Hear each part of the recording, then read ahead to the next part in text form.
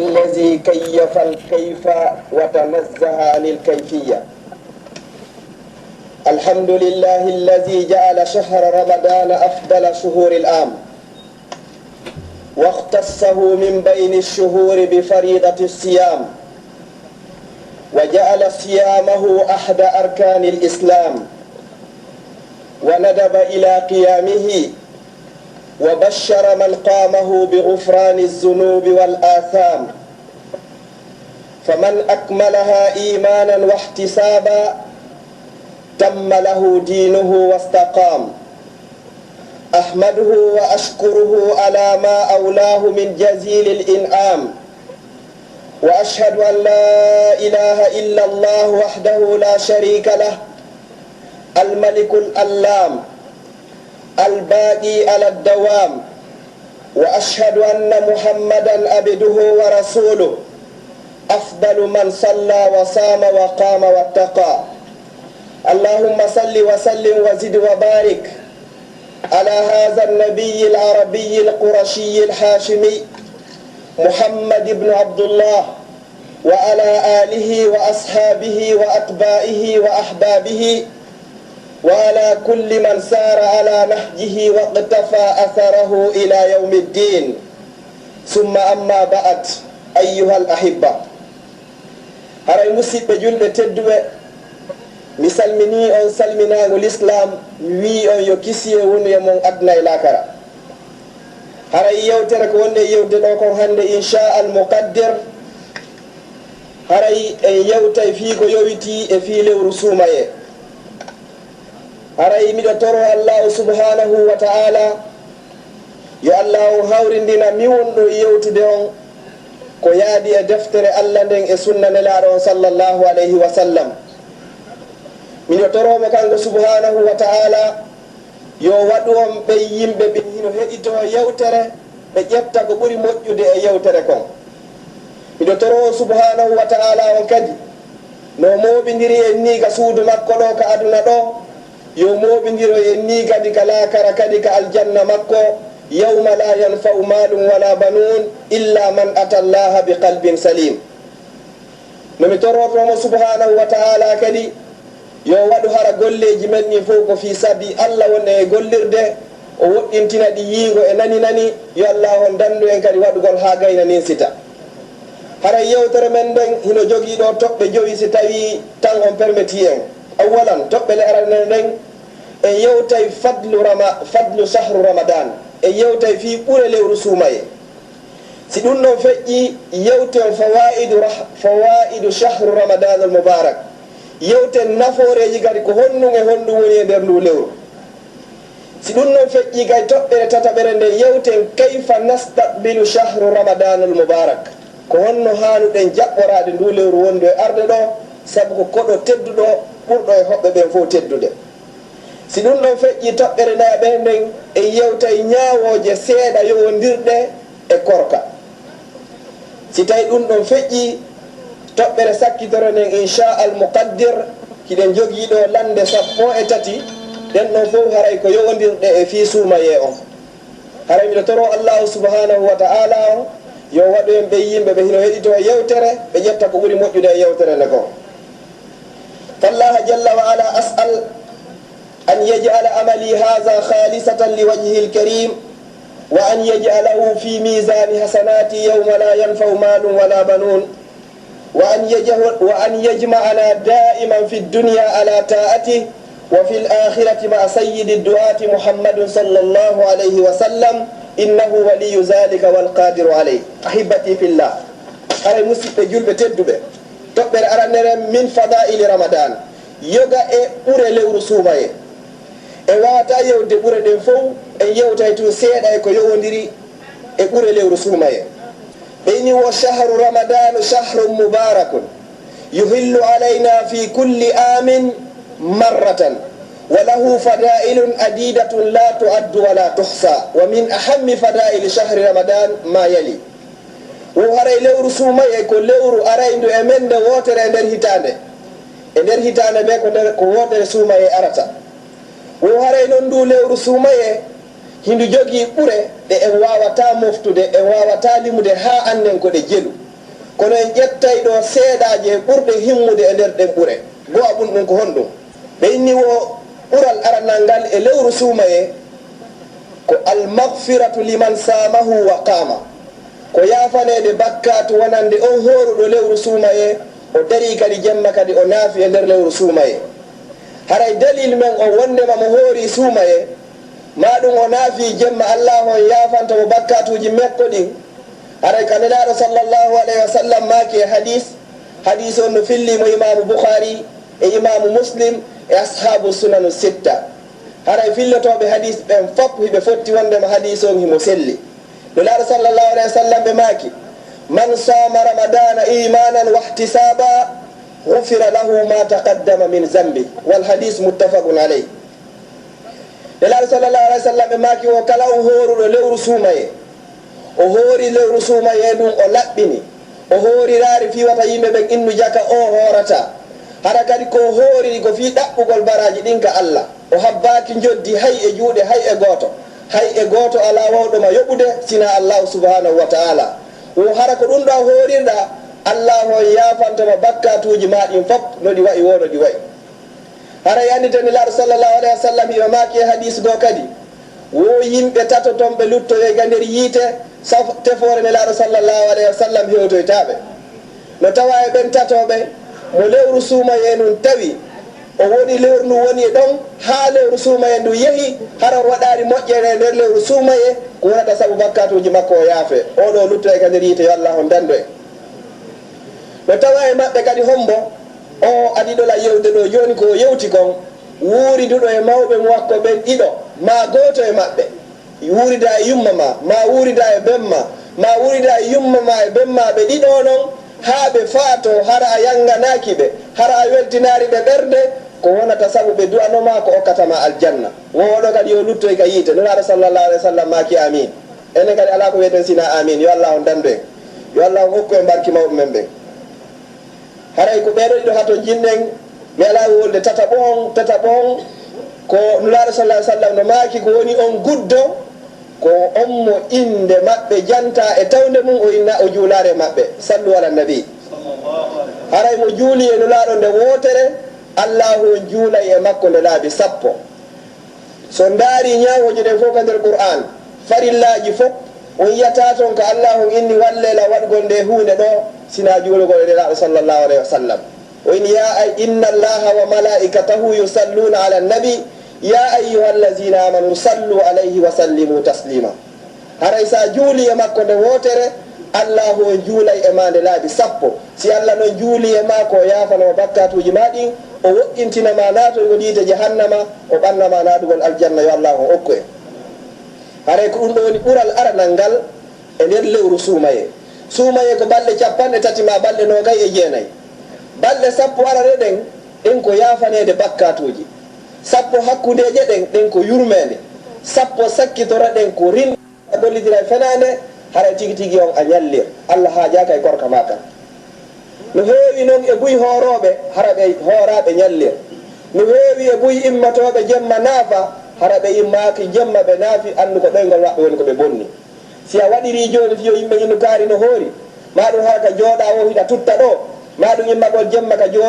juula hara ka jooɗoyɗa o hakkude yimɓe ɓe hiɗa soƴƴo ɓe landoma ko honɗum ina tigi tigi o hanki mi ɗanaki mi walu nafude haray ɗum ko waɗirɗa ɗum ko fiyo yimɓe ɓe wowɗu si yimɓe ɓe woodi baraji maɗi fof yaari ɗon yo allah dande waɗirgol yingo haray toɓɓere tataɓere nden e ɓure fi lewru suumaye ko qubulu du'a haray du'a kam no jaɓe e nder lewru suumaye du'a ruttatake tanki on digi toraki taƴugol en ɗan maɗum o toraki ko boni maɗum o toraki o inni mi neeɓi torade kono allah jaabinanari lam tanki a wolar ɗiɗo tati allah on jaabina e du'a ma joni noon na no faaliraɗa noon ma no yiɗirɗa noon ma nde faalaɗa noon allah jaabinta kono o faalira noon eno yiɗiri noon e sa'i mo faala noon kadi o gerrano faala ko fa'alun lima yurid ko faala o watta o lanta goɗɗo sa inni hiɗa faala ɗum ɗo mo wawonde rokkoma okkude woɗi toriɓe hara ko annabaɓe moƴƴuɓe ɓe tori woni duuɓi si allahu on jaabini fama baluna binahnu kon ɗum sikkuɗen enen noon ɓe ɓen ɓe annduɗen ɓe yeddata allah few allah on nenni enen ko honnugo otorotono tum balɗe ɗiɗo inna on heeɓi torade allah jaabinaade ɓe inni wa anna du'a sa'im la yurad du'a horuɗo ruttatake pes fi hon ɗum sabu ko nelaɗo sallllahu alayhi wa sallam maaki e hadis maɓɓe wo salasatun la turaddu da'awatuhum wo yimɓe tato hino ton du'a maɓɓe ruttatake ndaren ko hombo hombo woni ɓen ɓe inni goo wo al imamu l adil wo ko yeesojo nunɗuɗo so nayi noon innama joni imam nayo sikkutun ko o feƴƴere ɗo julna en ko responsable jo waɗa joni amir on ɗo ustage gari ɗo hiɓe waɗa ɗo amir ɗo si ɓe numɗi ɗo tun du'a maɓɓe ruttatake e hombo kadi woni ɗiɗaɓon kadi wa da'watu sa'imu hatta yuftira wa fi riwayatin hatta taftura wowi du'a horuɗo kadi ɗum ka ruttatake ha sanga o hunti ñallal ngal fof hiɗa hooriɗa torade allah o jetta e du'a ma tentinino kadi leere mo taƴata on toroɗa ɗon kadi allah subhanahu wa ta'ala kala fiya kuuji ma aduna yankoji e laakara yankoji allah on o jaabinayi haray tataɓo on ɓe du'a umu ruttatake wa da'watul masdum du'a toñaɗo sa toñi goɗɗo kadi haysi hina julɗo so torike e hoorema allah on jaabinayi allah inni e ka qur'an o inni e inna allaha laysa bi zallamin lil abid allah on toñata jiyaɓe makko ɓe enen kadi watta en toñide o inni e hadisul qudusi o inni wo ko ono yo jeyaɓe am mi harmini tooñe hoore am mi waɗi kadi tooñigol hakkude mon koko harmi wata on tooñide si a tooñi goɗɗo na innugol o ko julɗo ma na julɗo ma himo tinnima o tinnaki si o torike hoore ma tun allah o jaabinay joni noon enen wonɓe Europe gaɓen hiɗen duwa wattande hakkil moƴƴa hiɗen wondi hiɗen e leydi tawata na leydi julɓe hiɗen wondi e yimɓe hara wona yimɓe julɓe wota eto ñalade dargal hara koko tampuɗa a yahugol bayanaji tampuɗa e horugol tampuɗa immagol jemma naafa tampuɗa e juulugol yaha subaka ɗi piiji ɗo fof hara ko kefeero geddo allah hara ko ƴettoda ɗi moƴƴereji ma ñalade dargal haray moƴƴani ɓen andi imamu Shafii kanko himo inni ɓay o jangi o aya fi ñoore oni tigi tigi o ñoore kanko o ño'ata hay e gooto o ño'ata fi ɓay pellet sa ño'i goɗɗo moƴƴereji makko ɗin moƴƴereji ma ɗin ƴettete o jonno e ñalade dargal o inni no wo hara o ño'ayno aaden gooto pet wo ko ño'ayno ko yumma makko jangana koɓe makko ɓe fof ɗum ngaɗine ɓe inni fi honno aron ko haray mo ño'a sina yumma ma o inni hi si tawi ɓe mi ño'a haray mi ño'a yumma heɓu ɓelam ɓen ɓe inni fi honno o inni wo hara si moƴƴereji an ɗin ƴettoyama ɓay ko pellete ɗi ƴettoyte hara ko yumma mo ɓuuri yirde on hara kon hen ɗoytoɗi ɗum le o inni wo hay yumma tigi tigi o mi ala ñewta joni ene ka miijito nen omo ɓe ardana hakkille seeɗa o nana joni enen fulɓen innen ko ñiiri e ñoore woni ko wuura ko wallahi l azim summa wallahi l azim kala wuuro ɗum ha o maayi o naato e yiite jahannam ñande go nelaaɗo sallllahu alayhi wa sallam ɓurɗo moƴƴude e tageefo ngo fof hiɓe jooɗondi e jeeyaɗo e suddiɗo kadi ɓurɓe moƴƴude e suddiɓe windere nden ɗum ko nene aicha radiallahu anha suddiɗo goo feƴƴi woɓɓe inni ko zeynab nene aicha inni nulaaɗo en mbaw suddiɗo no raɓɓiɗi ɗum ɗon pet ɓe feƴƴarɗo tawi le suddi ɗon himo raɓɓiɗi nulaaɗo inni a ño'imo a ñaami tew makko nulaaɗo on saɓe maaki wo ngolkol ngol ngo wolɗa ɗo bone maggol si waɗama ka maaje ɗen fof ɓawlay hakkeke ngol hulɓini ka Allah ko honto hakkude hombo e hombo ɗum ɗo feƴƴi ko hakkude nelaaɗo sallllahu alayhi wa sallam e nene aicha radiallahu anha joni noon goɗɗo innama joni ko ñiiri e ñoore woni ko wuura inna hiɗa rewde Allah hiɗa juulde hoorde zakkude haaju Allah ala e ɗum hiɗa gollande woɓɓe Allah landi en ayuhibbu ahadukum an yakula lahma akhihi mayta ko hombo e mo yiɗi ñamgol tew musidɗo makko mayɗo ufa surraka nder leydi ɓaawo balɗe tati ko hombo yiɗi ɗum hay toilette ko goɗɗo yahata ɗo si toilette woni ɗo balɗe tati lootaka a wata feƴƴirde ɗo joni ɗo yo goɗɗo sutine ya ñaamu tewu on ɓaawo balɗe tati mayɗo wose a ñoƴi goɗɗo no fota wasi a ñaami on tewu ɗo haray mawdu men on hina ɗon feƴƴe yeeso joni noon haray toɓɓere nayaɓere nden woko ashafa'a haray korka kan kay ka tefanoyay neɗɗo horuɗo ñalande dargal yaqulu nabi sallllahu alayhi wa sallam nelaɗo Allah ummo jamɗe kisiye woni e mum maaki e hadis mo filli ɗum imamu ahmad wa tabrani wo alquran wa siyamu yashfa'ani lil abdi yawma alqiyama fa yaqulu siyam ay rabb فمنعته الطعام والشراب فشفيني فيه. ويقول القرآن منعته النوم بالليل فشفيني فيه. أخرجه أحمد والطبراني. وكرك كان كتفانو يكا جم من يلا ندرغال القرآن كرك كان كاينو يجومي مهدينو أو جيادوما نيامغول يرغول إساهوجي ماكو فو ألم تركي ما أكيو متفاناو الله يارنا كرك كان تفانا جيادو ونو هوردو konon kadi jiyaɗo kadi immotonoɗo jemma juula janga alquran o wandi ascenseur ji ɗi ngal janna kono imbere ittirino jangirayɗa alquran o konon jawiroyɗa kadi jangowo alquran no jangirayɗa no o ko noon towiroyɗa no towiroyɗa o ko noon hewtoyɗa jannatul firdaus ko an eneraɗo sallllahu alayhi wa sallam wondoyta to daraji jangowo qur'an har hay wona sumaye والذي يقرأ القرآن وهو ماهر فيه مع السفرة الكرام البررة والذي يقرأ القرآن ويتتعتع فيه له أجران وستيجون جنگ القرآن وكونو تيجون أورا موجة والله يوبت براجي دوبل ويوبا ما براجي كو جنگ القرآن كو ويوبا ما براجي كو تمبولا كون كدي في سنجودا وونكي ماكين كدي في جنگ القرآن جنو مو جنگتا القرآن فيو هاي كانكو يالله يبتجندير si woni nyallal a jangari alquran andu nyallal an yalla o yewtan si woni yondere a jangari qur'an yondere an yalla o yewtan fi wonno qur'an an woni dalal makko ngol si kala faalaɗo yewtidude allah yo jangu qur'an kala faalaɗo yo allah yewtude allah har ko faala wowlude allah jento ko a yew juula kala to habbirɗa naɗɗa julde wo hara hiɗa wowlude allah no jentima sa faala yo allah yewte kanko ko a ƴettu qur'an o janga kala ko woni kadiri qur'an fof ko hondo iwri ko allah on woni ko tippini tanki hiɗa jangude haray allah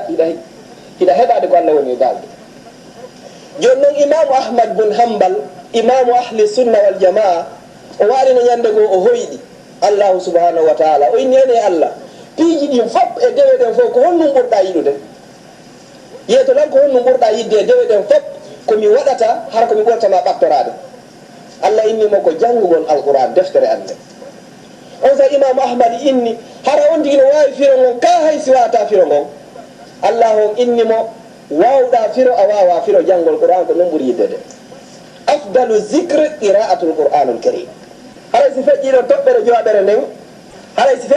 jowaɓere nden husulu sawabu bi taftiri sa'imin ko heɓugol baraji saabu huntingol yimɓe horuɓe haray nde toɓɓere ɗo mo ɓe men no hani taskade moƴƴa baraji ko heɓata kon sa huntini horuɗo wa min fadaili hada alchahru alfadil أن الصائم بإمكانه أن يحصل على أجر أكثر من صائم لقوله عليه الصلاة والسلام من فطر صائما كان له مثل أجره من غير أن ينقص من أجر الصائم شيئا والحديث أخرجه إمام أحمد والترمذي haray sa huntini neɗɗo horuɗo hiɗa mari baraji wa kanko horuɗo o jonno haray yafoɗo musidɓe julɓe darɗen e nden toɓɓere ɗo seeɗa an julɗo on hiɗa wawi hiɗa jogii feere huntingol aaden gooto heɓa baraji wa kanko horuɗo on ko honɗum haɗay ma waɗugol ɗum allah no okkorma feere ta jaɓu an kadi ñande hara ko ya huntoyo ka goɗɗo an kadi ittu seeɗa nodda julɓe ɗen ɓe ara ɓe hunto kama haray hiɗon andi wonwa ka leyɗe ara buɓɓe ma hayɗe leyɗe ka wonɗen ɗo ni si suumaye hewti wonwa nde juulirde ɗo jogandema ñande go'o suumaye ha ñande suumaye lanni haray ɗo huntinde tay sikko ɓeeɗo kadi no woodi kaɓe wone ƴettoyde ɗi mbuuni ɓe andi ɓe wuuri seeɗa ɓe maayay booma hiɓe gollande hoore maɓɓe koɓe tawoya hoora an gooto huntina yimɓe sappo haray ɓe mari baraji horuɓe ɓe sappo jon noon anditen kadi sen iwi ɗo waɗama ka men Conakry ha Fuuta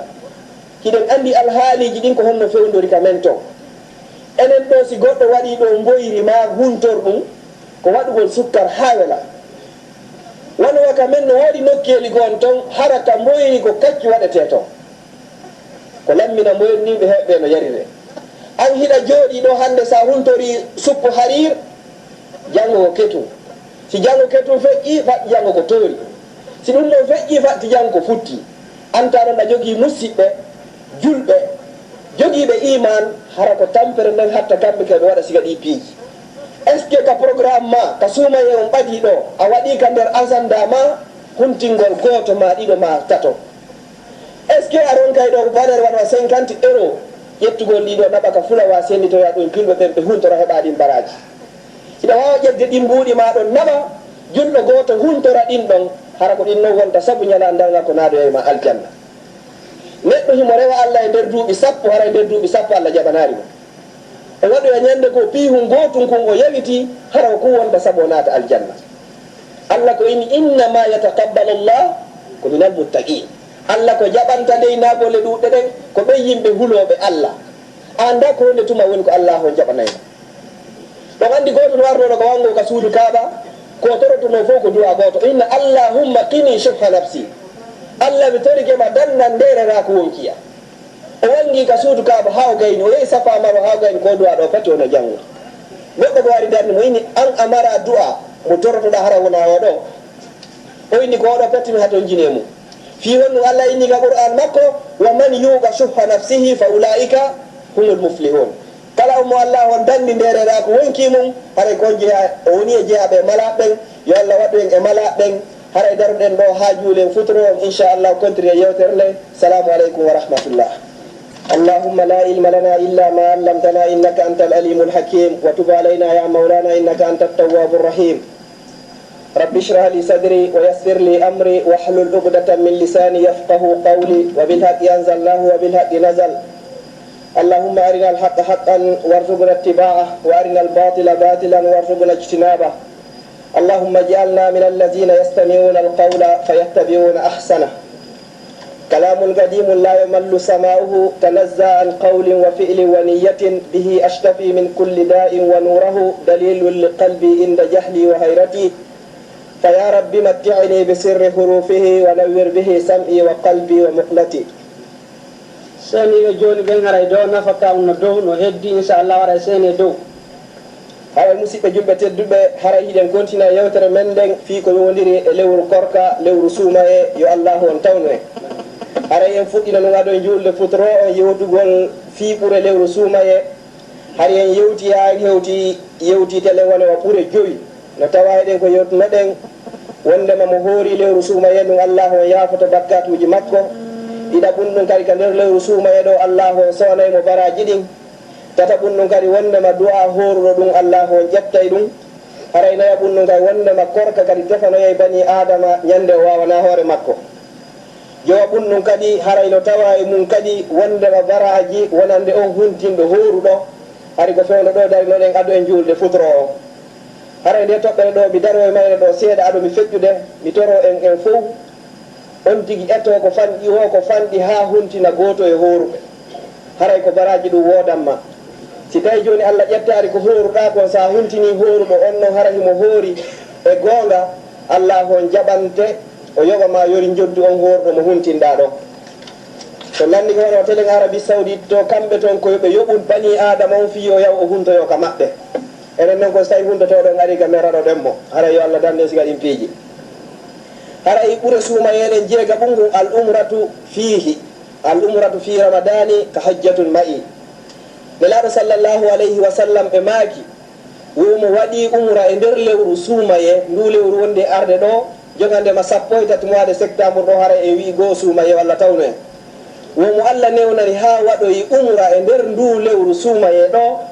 womo hayay baraji mum hino fota wa hajji ɗuɗo e nelaɗo sallllahu alayhi wa sallam. haray hadis on ko muttafaqun alayhi anna al umrata fi ramadan تعدل ثواب حجة مع رسول الله صلى الله عليه وسلم لقوله الحبيب المصطفى صلى الله عليه وسلم عمرة في رمضان كحجة معي والحديث متفق عليه. حديث فقه فوتي مكو sa waɗoyi umra ka nder suumaye baraji ma hino fota wa ɓe hajjidinoɓe nelaɗo sallllahu alayhi wa sallam homboye min woni faalaka ɗum. joni noon yewgol ɗo umra ka nder suumaye hina ko satti wonande mo allahu newinani wulure e temeɗɗe joyi ɗo naɓima ɗo umra. hino wawa wonde nder hitande en dépense ɗo ko ɓuri ɗin no hara hina e fi Allah. andita kadi horugol ngol ɗum ɗum ko baraji feere waɗoygol kadi umra e nder suumaye ɗum ko baraji feere. hara kadi o umra ɗon kadi hiɗa hoori kadi e leydi ɓurde e moƴƴude e leyɗe ɗen ɗe Allah on tagi ɗum ko makkatal mukarrama waɓutu gooto darde wotere nde juuluɗa ka suudu kaaba no fota baraji mum no fota wa darɗe guluuji temedere ɗe juuluɗa hara hina makka hina madina hina baytul maqdis darɗe guluuje temedere homɓe ɓe mbaɗi ɗo garanti wondema wuuray ɗin duuɓi ɗum fof ha heɓa ɗum darɗe guluuje temedere tentiniɗo ɓe sa waɗoyi umra on hara ko balɗe sappo sakkitoro ɗen kadi ka nder suumaye e nder balɗe ɗe annduɗen ɗon nelaɗo sallllahu alayhi wa sallam no maaki en ɗaɓɓitu laylatul qadri on e nder balɗe sappo sakkitore ɗen a waɗi noon umra kadi e nder ɗen balɗe sappo sakkitore ɗon kadi Allah arsikima noon kadi ɗon jemma wiyeteɗo laylatul qadri ɗon kadi haray tigi tigi on a heeɓi baraji rewɗo Allah e nder embere duuɓi 63 sen konti joni eɓen o jama wonɓe ka nder juulirde ɗo fof no gasa heɓen goto ma ɗiɗo joguiɗo ɗo duuɓi 63 famɗay ha fanta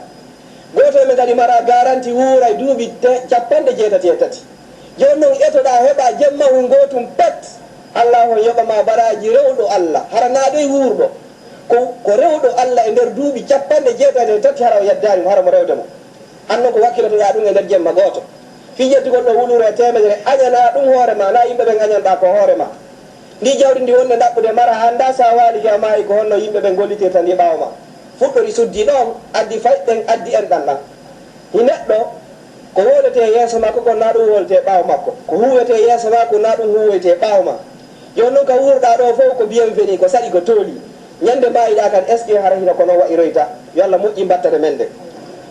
hara jeɗɗa ɓum kum wakto muutike moƴƴa ihtisasu sa'imina bi babi rayyan Allah wonno waɗi dammugal spécial ka aljanna hingal wiye babu rayyan nadiroyta ngal dammugal ɗon sina horuɓe yo Allah on waɗu en horuɓe e gonga haray si feƴƴiɗon on hadis ɗon kadi ko hadis on ko muttafaqun alayhi jannguɓe fof fillotoɓe hadis ɗen fof haray no fotti e makko imam al-Bukhari e imam Muslim haray kay toɓɓere jeetatiɓere nden tuftahu abwabul jannati wa tuhlabu abwabu nirar wa tusaffadu shayatin si suumaye on naati kadi dambuɗe aljanna ɗen fof udditete dambuɗe yiita ɗen fof soke seytaneji ɗin fof ɗi kolbe hay dambugal gotal udditatake e dambuɗe yiite ɗen hay dambugal gotal kadi sokatake e dambuɗe aljanna ɗen haray ko ɗum ɗo ko homboɗe ɗo udditana ko wonande ɓen hooruɓe haray ɓe hoori no laaɓiri no moƴƴiri e hoore kulol Allah ɓe hoorira no moƴƴiri no laaɓiri ɓe huntoro kay ko dagi ko Allah ho yiɗi yardi haray ɓeɗo kamɓe tun natoroyta e ngal dambugal ɗo noddoyay ɗo noddoye ñalade dangal ko ono yo hooraynoɓe are naton ɗo si hooraynoɓe naati ɗon haray hannde kay goto nattata ɗon dambugal ngal ko wona ngal e sokede haray si feƴƴiɗon kadi jeenayon ko takrimul ummati lmuhammadiya sallllahu alayhi wa sallam bi tanzil alquran alkarim fi hada alchahr almubarak Allah on teddiniri moftanelaɗo ɗen sallllahu alayhi wa sallam sabu tippingol lewru suuma sabu tippingol alqur'anare nden e nder ndu lewru suumaye ɗo qur'an on ko tippina ko e suumaye joni noon haray faamen ɗo na qur'an on fof tippina e suumaye on Allah on itto alqur'an on ko lawhil mahfuz o addimo ha yo kammu hikkiɗo en ɗo watti joni ko seeɗa seeɗa jibril woni tippinirdemo e nelaɗo sallllahu alayhi wa sallam ko ɗum Allah inni e qur'an taɗa auzu billahi min alcheytani irrajim شهر رمضان الذي أنزل فيه القرآن هدى للناس وبينات من الهدى والفرقان haray tigi tigi de ko nder lewru suuma e Allah won tippini nde alqur'anare ko nde ɓanganduye ko nde peewal kadi wonande yimɓe ɓen fof ɗo o innari ɗo wonande gomɗinɓe ɓen ma wonande julɓe ɓen ko wonande yimɓe ɓen fof julɗo e kefere fof hino nafitorde nde alqur'anare ko ko yiya toon programme ji portoɓe hino waɗude fof ɗi fof ala ka ɓe ittisinaka nder alqur'anul karim ko toon ɓe ƴetti ko ɗum hudan ko nde peewal ko nde ɓanganduye kadi wonande yimɓe ɓen fof haray toɓɓere sappaɓere nden e nder ɓuule lewru suuma e takrimu l ummati lmuhammadiyati bi laylati l qadre allati hiya hayru min alfi shahr wo ko teddinirgol moftanelaɗo e sallllahu alayhi wa sallam e o jemma laylatul qadre Allah inni e qur'an inna anzalnahu fi laylatil qadr wa ma adraka ma laylatul qadr laylatul qadri khayrun min alfi shahr jemma goto wiyeteɗo laylatul qadr baraji makko hino ɓuuri lebbi wulure ɗi mara laylatul qadr lebbi wuluɗen jannguɓe ko kalki ko ɗum hawrata duuɓi 173 hara goɗɗo no rewde Allah an rewa Allah o jemma ɗo pet tigi tigi o hay ɗo foti baraji ka Allah ko ɗum waɗi si Allah subhanahu wa ta'ala o hokki ɗum ɗon nelaɗo sallllahu alayhi wa sallam ko nelaɗo inni honɗum wondema ko ayyo joomi an ko mofte an nde woni mofte sakkitiɗe ɗen ko mofte an nden kadi woni mofte ɓurɗe raɓɓiɗude e gurdam o yiyata toon ɗo wuro duuɓi hono duuɓi temeɗɗi ɗum ala eɗe balɗe ɓe yaltina ka journal ɗo ɓurɗo jogagol duuɓi on hari ko yogi ko duuɓi 115 joni noon moftaji luttunoon woɓɓe heɓa toon duuɓi wulure woɓɓe heɓa duuɓi guluuje ɗiɗi joni noon allahu ƴetti o jemma laylatul qadri ɗo o hokkinilaɗo sallllahu alayhi wa sallam kanko e mofte makko ɗen fiyen tinno ha heɓen o jemma ɗo sa heeɓimo ɗon ɗiya moftaji feɓɓinoɗi rewɗo Allah tinni e nder duuɓi 93 an rewa Allah e nder jemma goto haray ɗum foti baraji ka Allah yo Allah hokku en jemma laylatul qadri haray enen e heɓata duuɓi moƴƴa ñande annabi nuhu alayhi salam ñande o fatino ɓay o fatike tawi mawɗo goo hino takko ɗon kawtaljo maɓɓe ɓay o nani sowrnu hino wulle ɓeyni o inni ko honno waɗi ɓeyni wo ko nuhu maayi on say mawɗo o fesi o inni emba pay gum maayi ɗo honno ko hanki ɗo rimo makko jomba annabi nuhu noon o noddi yimɓe makko ɓen duuɓi wulure manko ɗum duuɓi 50 mawɗo inni tigi tigi on ko hanki ɗo yumma on ɗon jomba mo ɓeno kargini o mawɗon ko duuɓi jelu mari haray si feƴƴi ɗon kadi ko ihtisasul ummatu bi fadailin jamma haray kadi Allah on okki moftaniraɗo sallllahu alayhi wa sallam ɓuure ɗuuɗuɗe kadi e nder nderu lewru suumaye fi honno Allah on okkiniraɗo sallllahu alayhi wa sallam e mofte maɓɓe ɗen e ndu lewru ɗo gowon taw dargol ko luuɓata kon e hunduko howruɗo si goɗɗo woni ɗo joni jogannema ñallal ngal fof o gosaki haray hunnuko hino ukkade seeɗa no gasa noon enen hara hiɗen añi ɗum Allah subhanahu wa ta'ala o inni nelaɗo sallllahu alayhi wa sallam wo hulufu famu sa'ibu atyabu inda allahi min rehil misk wo ko barngol horuɗo ukkoto kon wo ɗum no welata Allah e nder ɓuri o parfait wiyeteɗo misk hawna no parfait koy koye moƴƴinde gam hara ko parfait ji ɗi Allah o moƴƴinde ndega aljanna hara ko en tun aybinta ɗum ɗo hara nayi goɗɗo innu mimmiɗo ɗumanni ni faala ka woldi oɗo ko suumayeni koyo muñodire hay si goɗɗo waɗima goɗɗum ko ya in mimmiɗo hoori so yennima ko ya mimmiɗo hoori na ya yetto na ya pi wona waɗu hay e hunde haray si feƴƴi ɗum ɗon kadi Allah on cuɗirayi aljannaji ɗin fof o paraɗi woto wonɗo habbade koɗo ɗum ɗo fof ko wonande ɓe hooruɓe ɗo fiino ɓe natiro e ɗi aljannaji ɗo haray kadi malayka ɓen kadi haray hiɓe ensinanade toro Allah kadi yo Allah on yaafo ɓe jiyaɓe hooruɓe ɗo jogandema ka ɓe suumaye on fuɗɗi ha ñande suumaye on lanni haray kadi ñande ɓe ñande allahu hino mari groupe aji ɗi o rinɗinta e natugol yiite jahannama hara ɓen fof ko windanoɓe naata yiite jahannama o rinɗina ɓe wonnema ɓen ɗo ɓe natta yiite hande kadi ko aljanna woni ko waɗani ɓe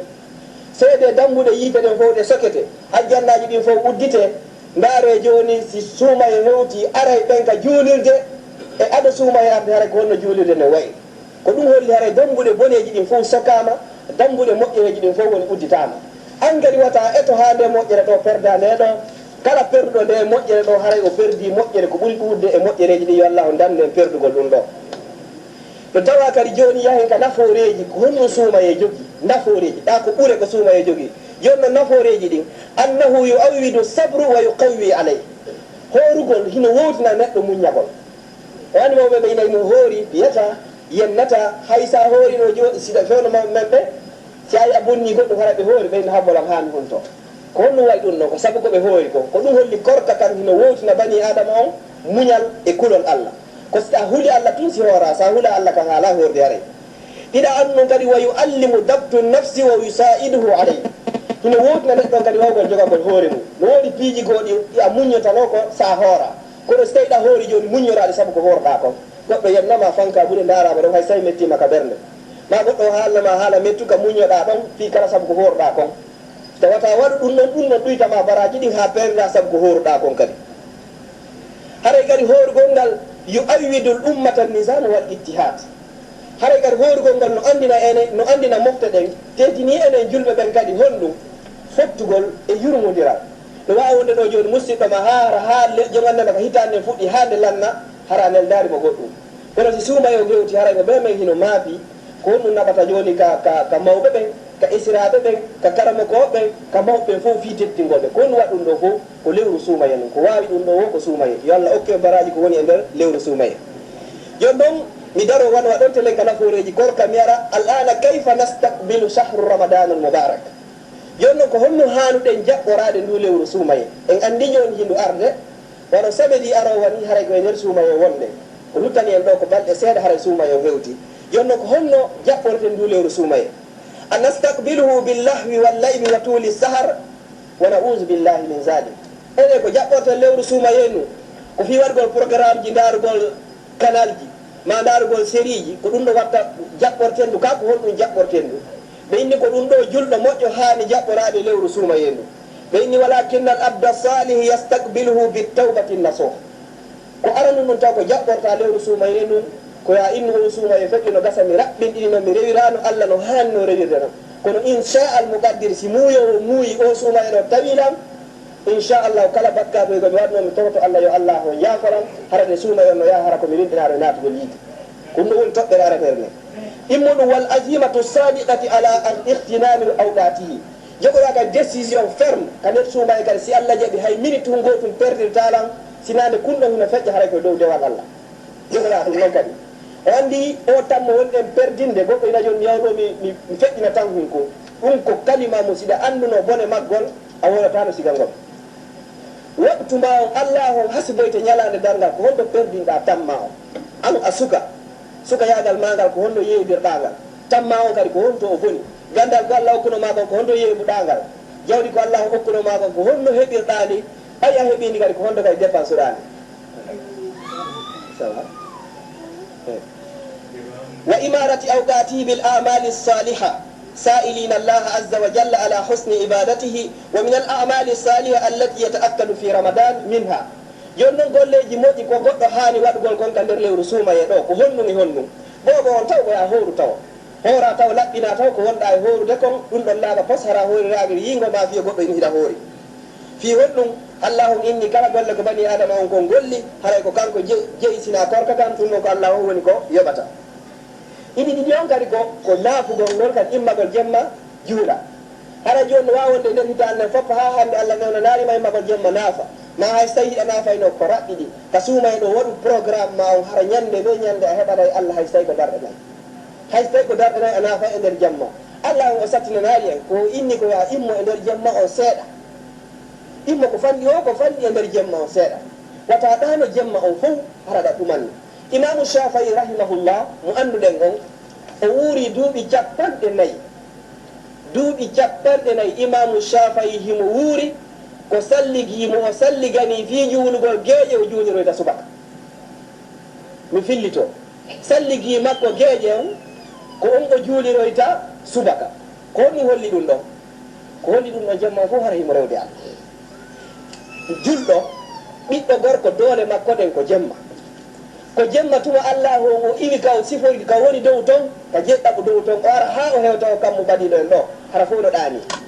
o inna ko ono yo jiyaɓe am ko hombo woni waɗi bakkatuji o torolam mi yaafoma ko ono yo jiyaɓe am ko hombo huuli goɗɗum maapi goɗɗum o torolam mi dandamo ko ono yo jiyaɓe am ko hombo faala aljanna an on mi hokka mo ko ono yo jiyaɓe am ko hombo huuli yiiti ange mi dandamo ɗum ɗo ko ñande ɓe ñande ko ni allah o landorto ngallandal ɗo anno mbijiti moƴƴan si tawi ñande ɓe ñande woni suumaye hara wona suumaye hara ande o ɗum ɗo nde ɗe lande ɗo fof no lande hara an hiɗa ɗaani ko honno yoyta jomum ma ñalade darga malaika ɓe nde ɓe ara ka subaka sanzodiray ɓen ɓe ara ɓe tawa hiɗa ɗaani hiɗa hirde ɓe winda ka entête kayɗir ga ko men ari men taw kaari jogi mo ɗaani ɓe malaikaɓe ɗo wondon ha ka alansara si alansara on heewi ɓennon on ɓe waynitike woɓɓe goo kadi ara hiɗa iwti golle hewta to inna emi fowto seeɗa si wimmo noon mi juula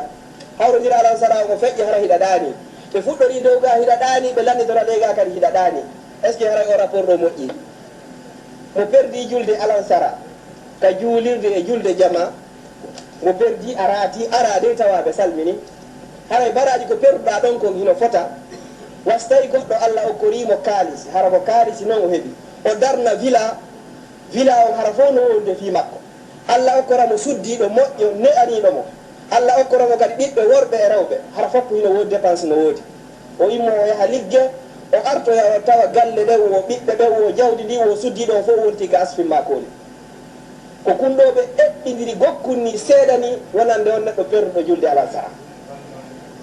jono miijo ɗegel ɗo fof ko hombo men heɓata ɗo e nder ñallal ngal waktuji ɗin jowi julde jama ka juulirde seydina ousmane radiallahu anhu ñande ko warro tawde laaɗo ɓe salmini alansara o fesi o inni o juula e alansaraji noga e jeɗɗi fi o hettu baraji ɗi ɓe laaɗo sallllahu alayhi wa sallam maki ko yo ousmane sa juuli ha dargal tawima a wawata hettude ɗin baraji ɗo joni noon goɗɗo o jotto ɗo si aduna yanko hum o jokka ɗum ɗon ha waɗa ɗum o feƴƴiran hara yo allahu en dandu en siga ɗi piiji ɗo haray si feƴƴi ɗon kadi ko ittugol sadaka on kadi lewru suumaye nulaaɗo sallllahu alayhi wa sallam no maaki wo afdalu sadaqati sadaqatun fi ramadan akhrajahu al imamu boukhari rahimahullah wo ko ɓuri moƴƴude e sadakaji ɗin fof ko sadaka ittaɗo e nder lewru suumaye sadaka fof hino moƴƴi kono noon tentini sadaka kadi ittaɗo e nder kutata en hiɗen fof hiɗen andi ko guluje temeƴƴe ɗiɗi mbuuɗi ɓeɗo ɗi joni noon ɓe senditi noon ɓe inni métre carré be mono faalama hande allah suudu ka adda ɗo allah o mahnoyamo suudu ka aljanna yo yawo sooda ɗon métre carré goto kono so en noddi ɗo joni ɗen ɗo ko fanɗi o en temeɗɗe jowma temeɗɗe tato hiɗen ka nder juulirde ɗo so noddi ɗo joni ko jelo heewi ɗo métre carré goto hara hino fanɗi enen hiɗen sikkiti ko o hadis kanulaɗo maaki man bana lillahi masjidan bana llahu lahu baytan fil janna hiɗen sikkiti ɗum si tawi en sikkitaki hadis on ko hombo e men ronkata ɗo fanɗi ha fanti e men ɗo ronkayɗo ɗo mbuuɗi temeɗɗe nen 400 euros ko sooda métre carré goto on noon a waɗanimo hoorema a waɗanimo ɓeygure ma a waɗanimo mawɓe ma a waɗani julɓe ɓe fof fiyo allahu yoɓoye ɗum ɗo ñande neɗɗo dogo ñande ɓiɗɗo dogata nene doga ɓiɗɗo mo be doga ɓeygu nde ñalande nde hewtayi hara nde ñande a faalaka yiwde hay e goto e maɓɓe ɓe haɗunoɓe ma sakkinoɓe ma ɗaɗaɓɓude jawdi mara fi ɓen fiika heɓon dépense ñalande dargal ko ɓen dogo yeyma ko honno mbaɗoytema nde ñande ndi jawdi ƴettoɗa waɗɗa fi o métre carré ɗa ko tawoya toon ko ɗum ɗon fettawoyta toon allah no inni e gonɗum wa an laysa lil insani illa ma saa alana hay neɗɗanke e gotum sina konko goɗɗi wa anna sa yahu sawfa yura golle ko golli ko kadi tagi fo ngo fof yeeɗu ñalande dargal joni noon haray ɓe signalila waktu on heewi kadi fi gueƴe ɗen mi daro wan waɗo ha juulen kadi continue mawdu on inchallah assalamu aleykum amiron hollir noon tan o yeehi moƴƴa joni diwen toɓɓe boyi ƴettenga ɓe wotere wotere haray yaafo ɗon ha ñande o kadi gayntoyde inchallah mo gaddira hara hiɗen ka wi ko honno jaɓɓorde lewru suuma yelu e yewtino fi ka ittugol sadaka nulaɗo sallallah alih w sallam maaji afdalu sadaqatu sadaqatun fi ramadan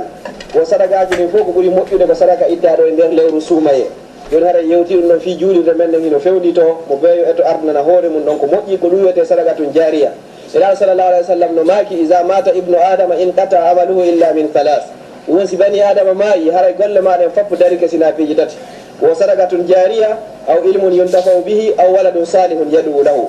wo sina sadaka ilowo mo ittuɗa ɗa darni juulirde ɗa asi koloyru ma ɗum hiɗa tuti leggal siga ɗin piiji ɗon siga ino fof baraji mum tawoyte ma hiɗa jogino gandal ɗa jannuno woɓe ɓen hino naftorde ɗum tanki ɓene no goltirde ɗum ɗum kadi tawoyte ma ɗum si feƴƴi ɗon kadi allah no okkunoma zurriya hiɗa neyi ɓe neyiɗi l'islam hiɓe tomanadema ɓawma ɓeɗo kadi ɗi baraji ɗo kadi tawoyte sina gara ko lutti ko fof darike hay si feƴƴi ɗon kadi wo it'amu sa'imin aw it'amu ta'am ñammingol ñamete e nder lewru suumaye huntina horuɓe ɓen e wowri ɗon allah subhanahu wa taala mo daali e qur'an makko wa yutimuna ta'ama ala hubbihi miskinan wa yatiman wa asira ɓe inna hon ɗum innama nutimukum liwajhillah la nuridu minkum jaza'an wala shukura ɓe hiɓe ñammina ñamete on hara hiɓe yiiɗi koɓe woni e ñamminde kom hiɓe yiiɗi kadi ɓe woni e jonnude ɓen siɗa ñamminde goɗɗo ko ya fiɓu anni on taw ha laaɓa komi umma ñamminde ko fi allah ha yimi faalaka ya innan merci min komi faalaka yo allah ho yoɓan joddini ka makko toon ayo waɗi ɗum ɗo fa jazahum bima o hokkiɓe kisan saabu konko ɓe ɗum koɓe muññino saabu konko ɓe ñammino on ñamete ɗo hay si feƴƴino nelaɗo sallallah alih wa sallam no maaki noon fiika ñammingol ñamete ɗo ɓe ni o ayyuma muminin at'ama muminan ala ju'in at'amahu llahu min thimari l janna o kala julɗo ñamminɗo julɗo musidɗo makko e hoore heege e huntinimo ma o ñamminimo haray mo weelano wo allah o ñammino e on neɗɗo ɗon kay ɗinde aljanna ɗen yo allah o ñammino yen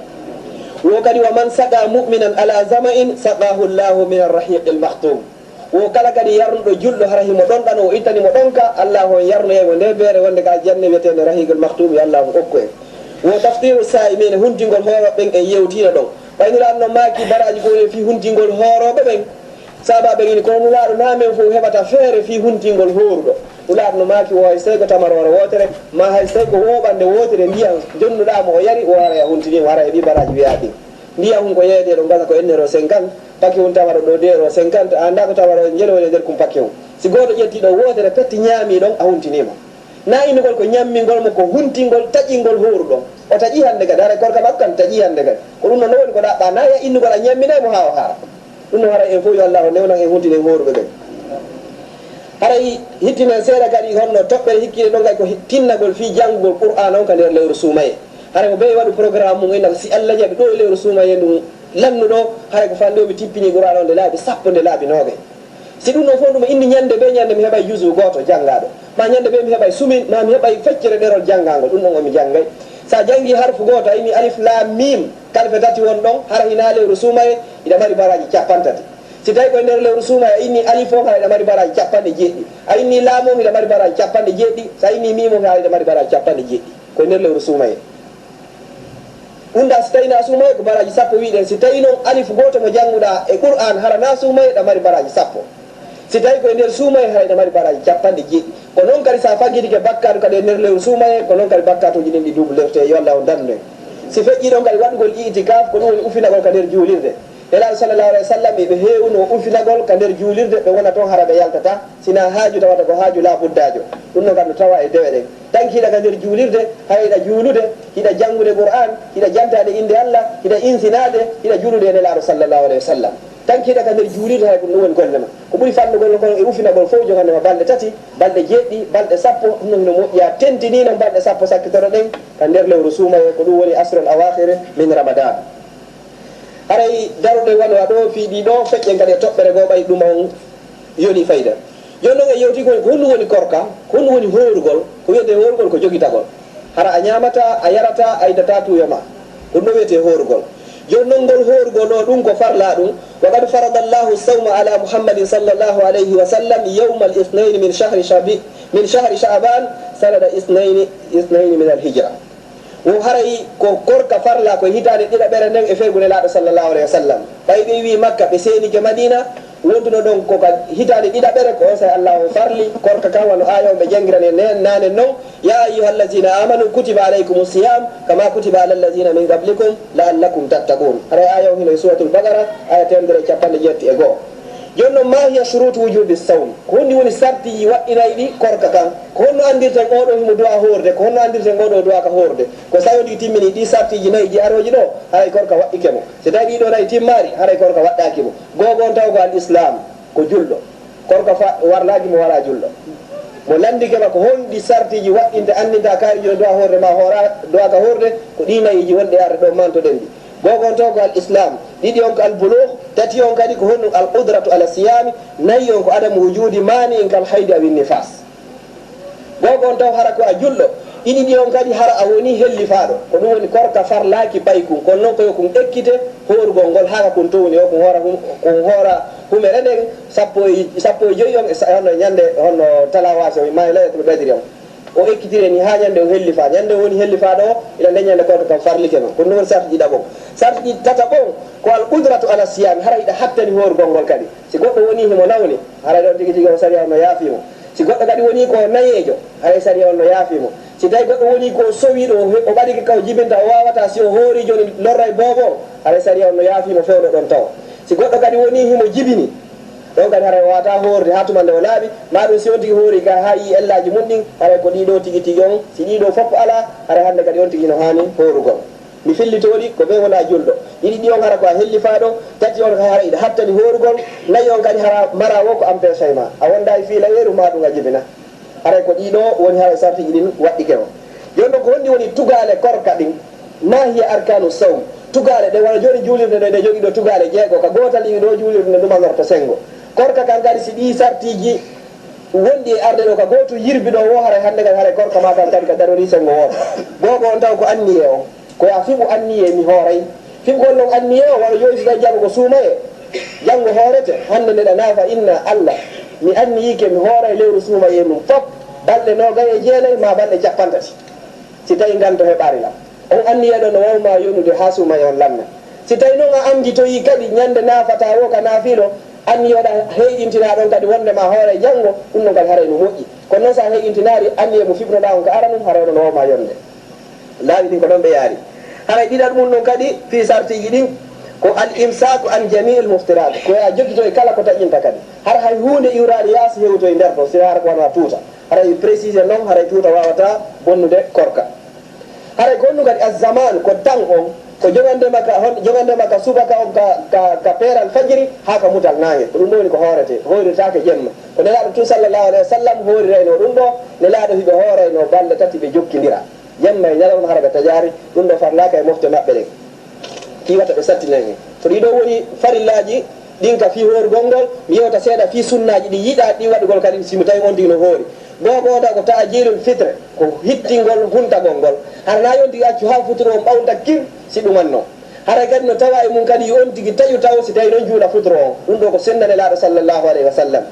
tamerore wotere ma tamaroje tati ma tamaroje joyi ma tamaroje jeɗɗi koye on tigi fuujin ko ɓuri moƴƴude noon eko taƴira kon fof ko tamaro ɓay ko ɗum ɗon ne laaɗo sallllahu alayhi wa sallam wonno koɓe taƴirayno enen kadi si feere mum no heɓo haray ko a taƴi ɗum noon si ɗum ɗon heɓaki on tigi ndaara ko ɓuri ɗum welde o kadi haray ɗiɗa ɓunnuga tahiru suhur ko nenningol kadi sullagol ngol kadi na yondi innu min mi wata ñamude jemma simi ñaami jo ñallal ngal fof mi tampay faale ma on e faale nelaɗoke ko Allah faala kon si waɗoni ko a walli faale ma o ƴetta ko Allah nulaɗo makko faala kon nulaɗo no inni mo hoyi en sullo wo Allah waɗay barki e mofte maɓɓe ɗen saabu koɓe woni e sullade kon tanki hiɓe sullade ɓe nennaka honno ɓe yawna kadi honno huntagol ngol joni immo sullagol ngol ko anni e on joggi hayso ko tamaroodere ñamuɗa ma ɗum yara ndiyan seeɗa waɗa anni on ɗum ɗo a sullata woni ñendingol nelaɗo sallllahu alayhi wa sallam haray hiɗa bari baraji wono ñamuɗo ha haari si feƴƴi ɗon kadi addu'a o indal iftar ndeɗa hewti kadi ka huntatoɗa ɗon kadi toro Allah ko hawjuɗa o ko tampuɗa o ko fanɗi o ko fanɗi toro Allah seeɗa ko faraɗa moƴƴereji adnayankoji e lakarayankoji Allah okkan ɗum ɗo Allah tergema dandan ɗum ɗo après noon si huntoɗa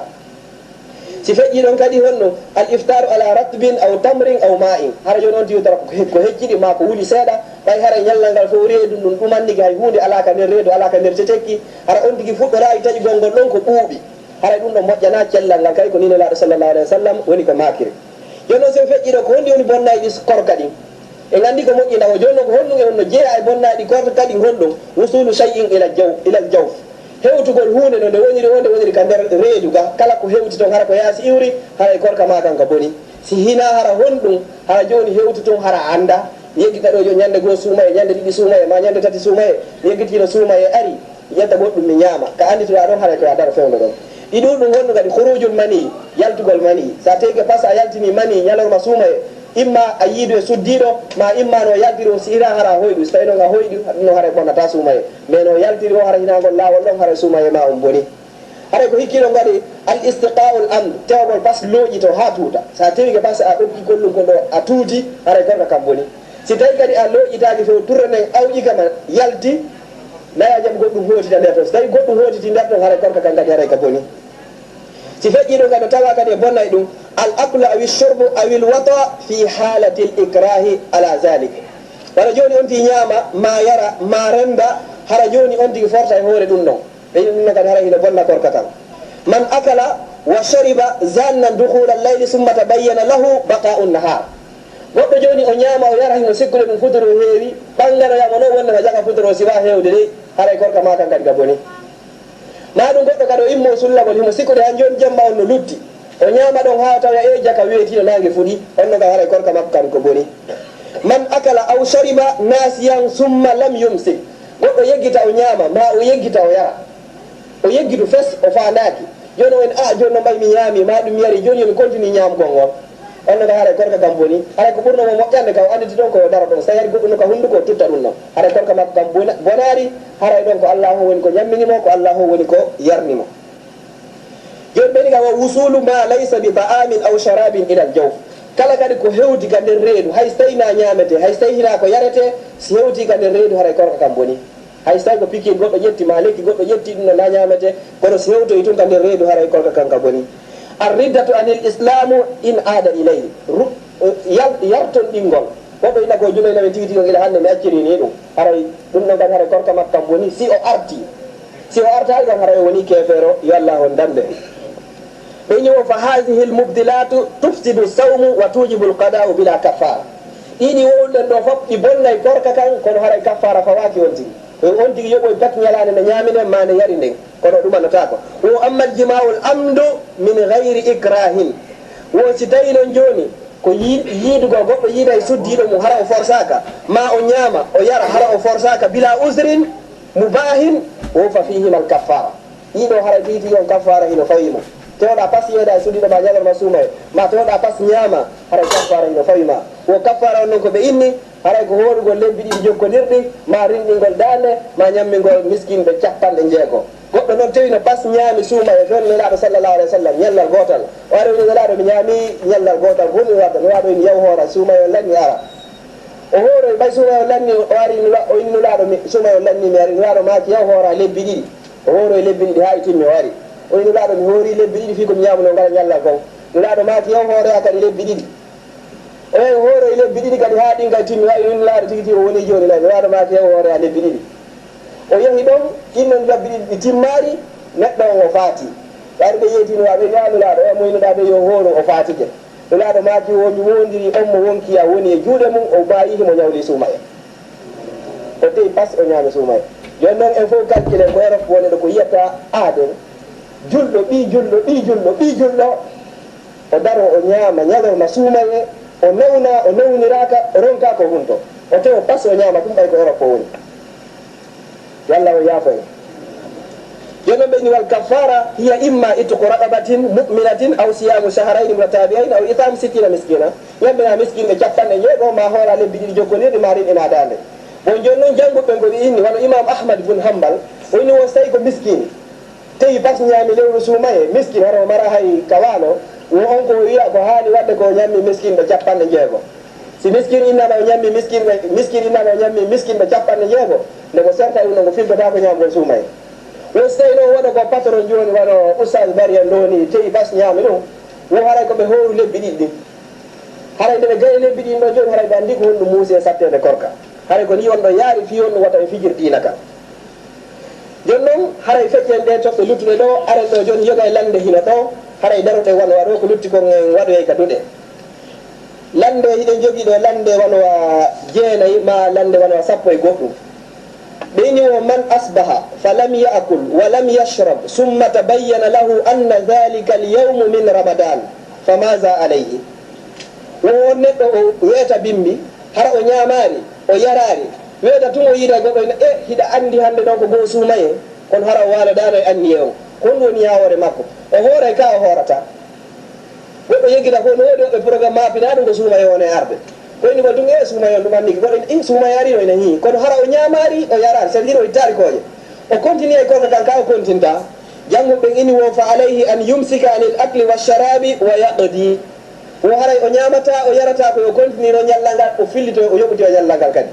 ko honɗum hatta o ñaama ko fi hurma lewru suumaye ɗum teddingol lewru suumaye ɗum e teddingol horuɓe ɓe o yiddo kadi o yoɓoya ñallal ngal kadi fi on o yoɓanoyta ngal o waalo dano e annuye ko ɗum si on tigi be fiɓa annuye on ka deeɓi allah mi hoora e lewru suumaye nde fof baɗɗe noga e jeere ma baɗɗe 50 to ñande yeggitoyɗa o annuye on ka deeɓi yonima ko landal arana ngal ni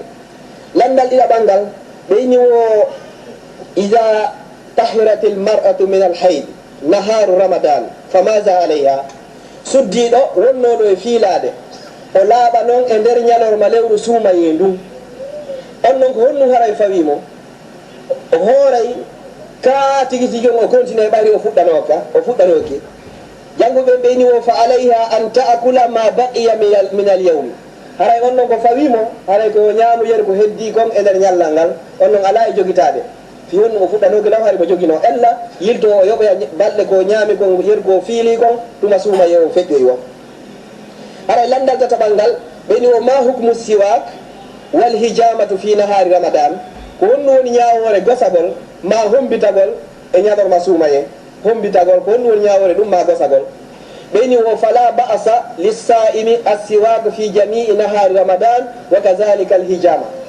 wo ella alande goɗɗo gosoto ñalorma suumaye ma o hombito ɗum wata bonnude korka si tawi ɗon a andi a gosori pat ha hewtoyi ka nder reedu haray ko ɗum ɗon bonni mais na gosagol ngol woni ko bonnata gosagol ngol ko jeeya ɗum e sunnaji annabaɓe radi alayhimussalam haray noon ɓeyni wo gosiɗo si juuli ino ɓurdi mo gosaki on si juuli baraji 50 nelaɗo sallallah sallam maake hadis wo sinano wata ɓe sattina mofte maɓɓe ɗen ɓe yamirayno en kala waktu mo juulete yen goso hakke ko baraji woodi e mum kono ɓe yamirano en ɗum ɓeyni o ma hukumu man zara'ahu lqayu fi ramadan woko honnoni ñawore on mo turre looƴiti ñalorma leeru suumaye ɓeyni o man zara'ahu lqayu fala qadaa alayhi wa in istadaa fadaa fa alayhi lqada wonmo turre awƴiɗum hina wowde ni tun turre nden nde yalta hara na eɓɓi dani wo ɗum ɗon hay e hunde fawakima kono noon sa looƴitike ha kadi a tuuti ɗon haray hande kadi a yoɓoye ngal ñallal ɗon haray kaffara noon fawakima ɓeni o ma hukmu man asbaha junuban wa lam yatatahhar aw imra'atun ha'id tahurat qabla alfajre falam yahtasila illa ba'da alfajre woko honno woni ñawore on neɗɗo gorko ma suddiɗo o weeta bimbi o fina hara himo wondi e janaba wala joni o yiida e ɓeygu makko jemma o walto ɗon noon ha weeta hara o lootaki o weetora ma ɗum on suddiɗo laaɓuɗo e fiila yeeru aɗo fajiri on feerude o harimo fiilade joni noon o laaɓa aɗo subaka on heewde haray ko honmo fawi ɓeeɗoɗi ɗo jannguɓe inni fa alayhima an yaktasila wa yasuma dhalika al yawm wo haray ko fawiɓe koɓe looto ha ɓe laaɓa pos ɓe ɓe hoora ngal ñallal ɗon hay hunde fawakiɓe kaffara fawakiɓe si goɗɗo weetoriɗo wondi e longal weeti yimɓe ko a looto tan longal ngal nayi nder ñalor ma heeɓi longal ngal heeɓi koye nder jemma suddiɗon ɗaga so laaɓi aɗo fajiri on kadi ko yo looto o hoora o laaɓu aɗo jemma on lannude na e nder ñalor ma o laaɓi si tawi ɗon koye nder ñalor ma o laaɓi haray ngal ñallal ɗon o yoɓitoyey ngal haray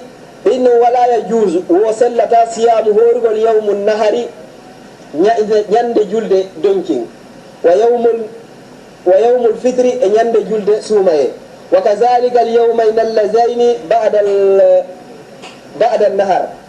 horatake ñande julde donkin horatake ñande julde suumaye ko noon kadi horatake balɗe ɗiɗi hikkodirɗe ɗen e julde donkin haray ɗeɗo horatake few sina hombo illa al mutamatti allazi la yajidu hadiya sina goɗɗo immoɗo joni yaha waɗoygol hajju hara ko natirino joni ko mbita mattu o waɗa umra on haga eno waɗa hajju on ɗon haray no selladamo ka hoora mais mo ala sina waɗɗo o alhaali ɗo haray sellandayi ka hoore ñande juldeje ɗen few foti juulɗa nden ñande foti a juulare nden ñande no foti ko yoɓata ala ko yoɓata an hanaka hoora nden ñande saabu haray nden ñande ko julde nden ñande ko ñalande weltagol landal jeegaɓal ngal ɓeyni ma hukumu man aftara fi nahari ramadana li daruratin mislu l marad woko wonɗum woni ñawore on ñamuɗo ñalawma suuma e saabu hara ko lorra woni ko ñamminimo wonɗo e muyninde maara ko saabu nawnare ɓeyni wo fa alayhi l qadau fadat o haray oɗo ko fawimo ko yoɓoygol ngol pet hay hunde fawakimo sina ɗum ɗon haray saabu no haray ko saabu ganto waɗi si o ñaami lannal jeɗɗaɓal ngal ɓe inni mata yajuse lana an nuftira fi safar ko wonde tuma hananda en nde taƴeten so tawi hiɗen e voyage hiɗen e seteyagal ɓe inni yajuse lana in kana safaru tuksaru fihi salah wa in lam tanalhu daruratun wa alayhi lqada wassawmu ahabbu ilayna wonko hanananta en ka ɗuyten ka taƴen ronken horude harayɗen e voyage woko si tawi hara ka wonɗe yahude ɗon no sella ka julde nden ɗuyte ɗo immade ɗo joni mi yaha nokkel e nokkuɗum e pays goo iwgollan ɗo yaha tongo haray no sellaganen kam ɗuyta julde ɗen kala ka sellantama ya ɗuytu julde no sellanama kay ka taƴa korka ɓeyni noon kadi hay so tawi a taƴi ka hara ko alda o en ganto ella ala ko sadaka mo allah on hokki en jaɓu mo kono noon jangguɓe ini wo ko horugol ngol ɓuura yiɗede haray landal jeeɗoɗaɓal ngal ɓeyni ma hukmu man aftara aqallu min arba'ati burdin zannan anna alfitra mubahun fi woko honno woni ñawore on noon taƴuɗo ronki horude haray mo seteyagal hara himo sikkude ka wone yahude ɗon hino timmi 80 kilométre 80 kilo so hewtoyno ɓeynama ɗo de timma ɗum ɗo ɓay goɗɗo hana ɗuytude julde ma taƴugol gorka hara koye seteyagal o woni ko ɓuuri e fannude e 80 kilo jonno oɗo noon so taƴi haray ko honɗum fawi o ɓeyni o fa alayhi l qada'u faqat biduni l kaffara oɗo ko fawimo hande kay ko yoɓu tun o watta kaffara hay hunde ɓay hari kanko himo sikkude no timmi 80 kilo ɓanganoymo noon jaka timma ɗum ɗon haray ko yoɓi ñallal ngal o ñaami ngal hay hunde fawakimo e bakkatu ɓeyni o ma hukumu man aftara fi nahari ramadana mutaammidan woko honɗum woni ñawore on tawiɗo bas ñaami ñalorma suuma e haray o tewi bas haray ɗen andi ɗum ɗon e woori ɗum ɗon ko lebbi ɗiɗi ma ɗum o ñammina miskinɓe capanɗe jeego ma o rinɗina dande kono haray ɗe gandi ko wonde ɗon fewdo o tewinoɗo ñaami fewdo nelaɗo sallllahu alayhi wa sallam ɓeni ma hukmu man mata wa lam yaqdi sawm ko honɗum woni ñawore neɗɗo o waalo o maaya hara himo ñawlino korka kono o yoɓaari on noon ko honno gerdante hannde kadi har himo yoɓugol ngol kaw miijanoki yoɓugol ha o maayinon joni haray ɗon jannguɓe hino wollon konnguɗi tati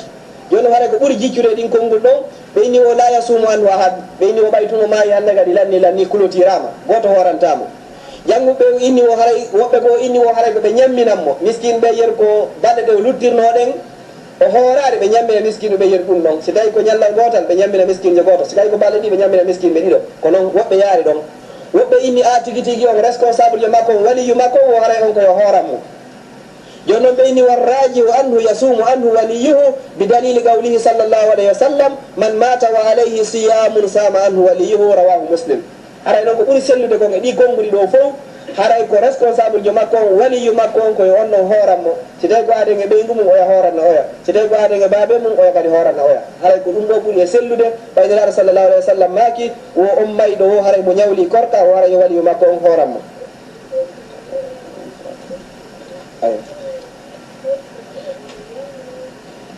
joni hara ƴette ngallanɗa ɗo tun hakkille ni luttuɗe ɓeyni o ma hukmul hamil wal murde ko ɗum woni ñawore suddiɗo sowiɗo ma wonɗo e muyninde ɓenɗon ko honno ɓe gardata si suumaye o ngari bon haray ɗon kadi jannguɓe hiɓe addi konnguɗi nayyi woɓɓe inni haray tigi tigi on ko yo ñammin o yoɓa kadi woɓɓe haray inni o woy haray tigi tigi on ko yo yoɓu tun o ñamminta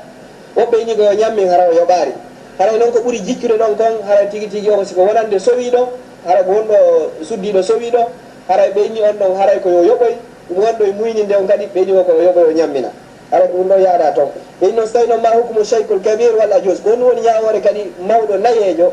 o hoorino ha joni o nawoyi saabu nayowi makko ngo joni permettatamo wawgol hoorugol ngol on ɗon kadi haray ko honno o gerdata haray ko ɓuuri e sellude kon haray ɓe ni so tawi himo jogui feere to yo ñammi si tawi feere ala haray hay hunde fawakimo allah inni e qur'an la yukallifu llahu nafsan illa wusaha joni noon ɓeyni o ko honno woni ñawore on rendituɗo e ɓeygu mum hara o yeggitu ñalorma suumaye o yeggita tas ɓe yiide ñalorma suumaye haray ko honɗum fawimo ɓeyni o fa alayhi l kaffara wa hiya itqu raqabatin wa sawmu shahrayni mutatabi'ayni aw it'amu 60 miskinan o ñammi miskinɓe capanɗe jeego ma o hora lebbi ɗiɗi suumaye lebbi ɗiɗi jokkodirɗi ma o rinɗina dande haray landal sakkidiral ngal ma hukmu isa takarrara watu fi yawmin wahidin aw fi ayamin ko ɗum wonno ñawore e woni ɗo mo yiidi e ɓeygu mum ñalorma suumaye ko ɗum ɗo watta joni noon si ɓe yiidi no laaɓi ɗiɗi ma laaɓi tati e nder ñallal gongal ko ɗum woni ñaworde si tawi ɗum ma ɓe yiidi kadi e balɗe buy e nder lewru suumaye ɗum haray ko ɗum woni ñaworde ɓe inni o haray jannguɓen ko wi'i haray so tawi ɓe yiidi laaɓiji buy e nder ñallal gotal ko kafara goto fawi mum si tawi noon hara joni ɓe yiidi hannde kafara fawike mo hannde si ɓe yiido e janggat haray kafara fawike mo joni noon haray lande ɗen ko yowndide fi suumaye ko haaɗe waɗowa ɗo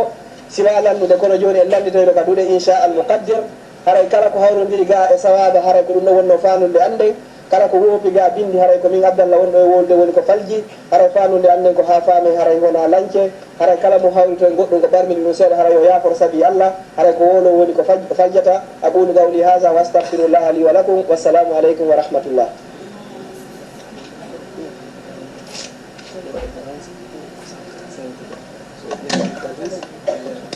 o wi imam tabari o wi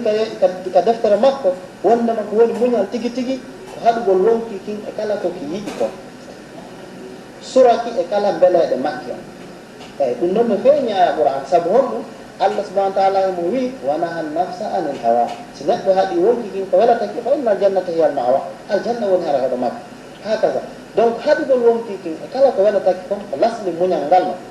par ce que ko muñal gollitirta e limanu fiya wawi haɗude wonki kin waɗugol kala mbeleɗo ko welatake ko wa qila asabr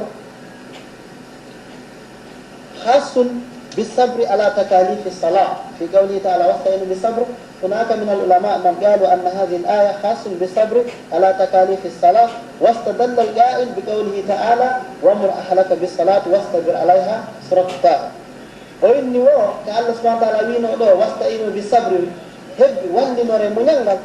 بيوي خاص بالصبر على تكاليف الصلاة بينو إنه سبيشال فيتم كالله فرض نو جلد كام باسكو جلد كات ماري بيجي هيو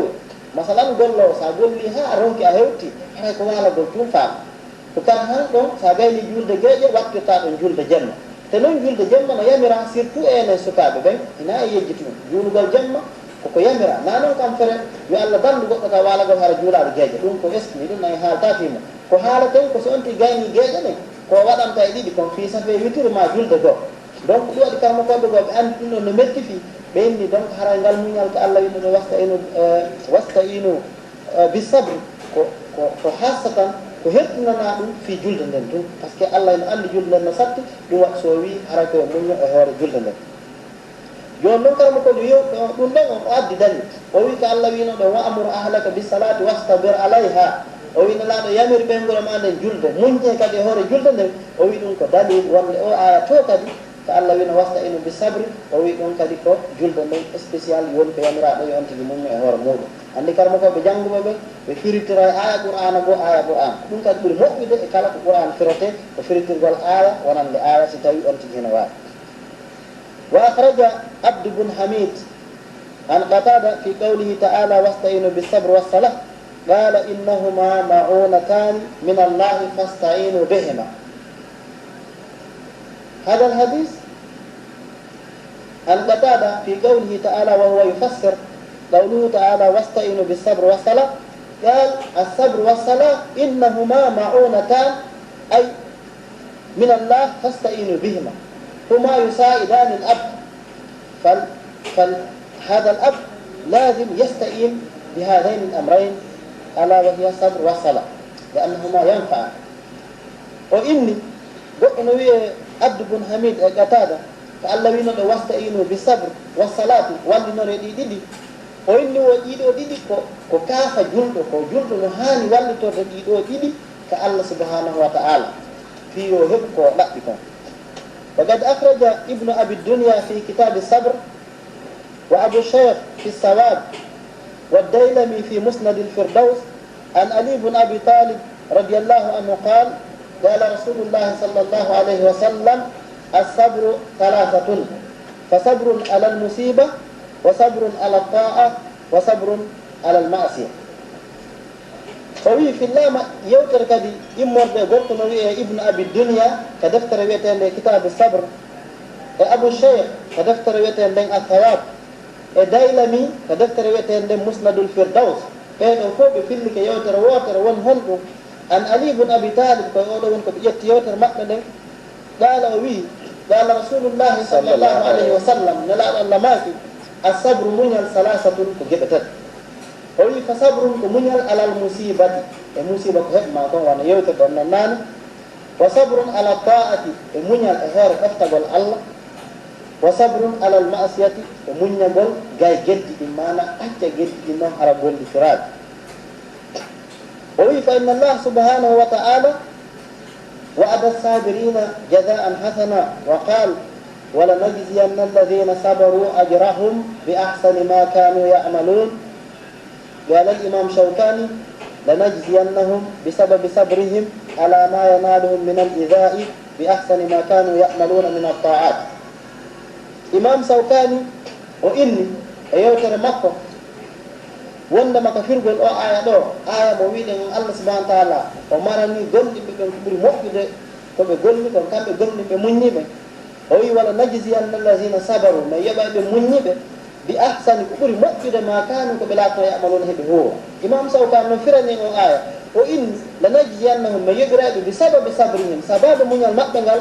ala ma yanaluhum e ko wonnoɓe heɓde ko minal isai e lorra sabu ko ɓe muññi hoore ka lorra ɗon kon mais yoɓaɓe bi ahsani ko ɓuri moƴƴude ma kanu kon koɓe laatno yamaluna heɓe huwayno min at-ta'ati e ɗaftare mais yoɓaɓe ɓuri ɗum no hakaza joni no nde wonno e yewti fi aslu muñal ngal en faamiɗo seeɗa e ko kammo koɓe yewti e muñal ngal joni noon ndaran seeɗa e tariha wono annabaɓe si muññino hihi ko honno ɓe muññoba en ƴetta e ɗum annabi nuh alayhi salam ndaren sukaɓe kadi est ce que wawno muññade sino woodi ko homɓe ƴetten ashabul kahf yimɓe fammere ɓen ɓayɗon na annabaɓe wonane laa ndaren kadi seeɗa e woɓɓe ɗo kadi muññinoɓe wano hombo wondunoɓe naaɗo ɓen ƴetten ɗon bilal bun rabah ndaren kadi ka sonnaɓe e yijitta sonnaɓe kadi ƴetten ɗon hombo asiyatu bintu mazahim sakkitoren hombo alhabibul mustapha annabijo muhammad sallallahu alaihi wasallam sallu alayhi sen ndaari ɓeɗo ko honɗumɓe muñ eno ɓe feƴƴiniri ka kala ko hokkunni tun ƴettete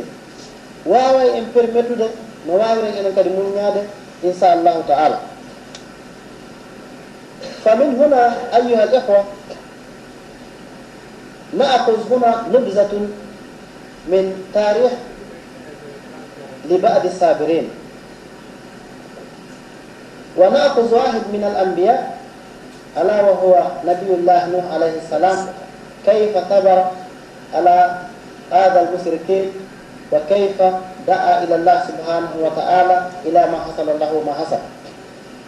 وبعد كذا نأخذ نبذة من قصة أصحاب الكهف، لأن هؤلاء كانوا شباب وما كانوا أنبياء ولا رسل. وبعدها نأخذ واحد من أصحاب النبي صلى الله عليه وسلم ألا وهي البطل المعروف بلال بن رباح. ثم بعد ذلك نأخذ قصة هذه السيدة الجليلة آسية بنت مزاحم التي كانت امرأة فرعون. وأخيرا نأخذ نبذة من تاريخ المصطفى صلى الله عليه وسلم كيف آذاه المشركين وكيف صبر. نسأل الله العافية. وكما قلنا إن شاء الله نبدأ بقصة نبي الله نوح عليه السلام. نبي الله نوح لما أرسله الله سبحانه وتعالى فخرج على قومه وبدأ الدعوة، وقال كما يقول الله سبحانه وتعالى في القرآن: يا قوم اعبدوا الله ما لكم من إله غيره إني أخاف عليكم عذاب يوم عظيم.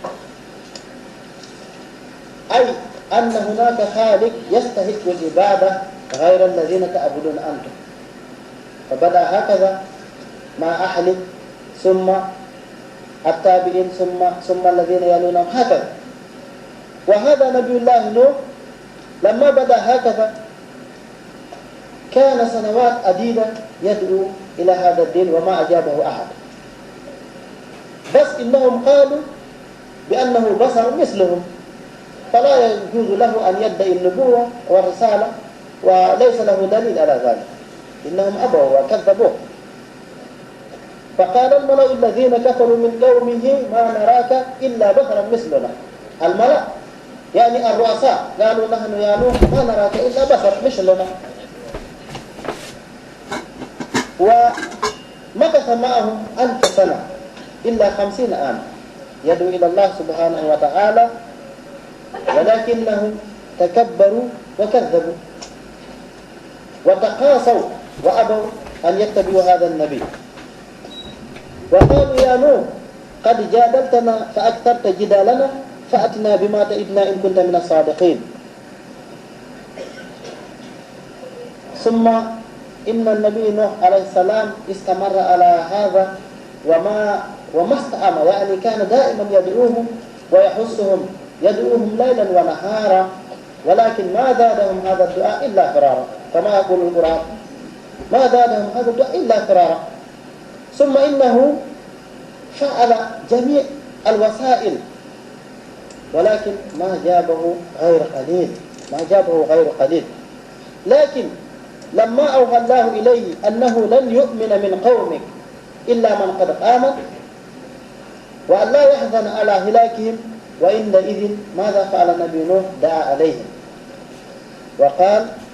رب لا تذر على الأرض من الكافرين ديارا إنك إن تذرهم يضلوا عبادك ولا يلدوا إلا فاجرا كفارا. ثم بعد ذلك ماذا حصل؟ إن الله سبحانه وتعالى أهلكهم بالطوفان. وكان من ضمن الذين هلكوا ابنه كنعان. كما تعرفون القصة، إن النبي نوح قال: يا رب إن ابني من أهلي. قال الله سبحانه وتعالى: إنه ليس من أهلك ولا تسألني في الذين ظلموا إنهم مغرقون. إنها مقبول. لكن شوفوا هذا النبي 1000 سنة يدعو إلى عبادة الله، لكن ما آمن معه إلا قليل. وفيه بعض الروايات يقول ما آمنه إلا 50 رجل، وفي بعض الروايات يقال أنهم 7 رجال و3 نسوة، لكنه صبر. فما هذا جزاه الله الخير الذي جزي، وكان هو من أولي الأزم نبي الله نوح عليه السلام. جوني نو إذا يود في النبي نوح إذا يود في مكة العرب برد رب الدينار يود في مكة كفلا أن هم أو أن باجوا منهم. باي الله سبحانه وتعالى نليم كان النبي نوح وأري ثم يوتكم قال مكة قال أمر دين قال القرآن في التين يا قوم كون يم اعبدوا الله ربي الله ما لكم على ناء من إله ربي غيره سناكان ربي الله دي جوك رغول الله on Allah hay hunde ko rewato nafa ma accoto rewgol lorba on sina Allah subhanahu wa ta'ala lew jokkingol kongol ɗo duuɓi heewɗi ɓe jaɓalmo gonne hay goto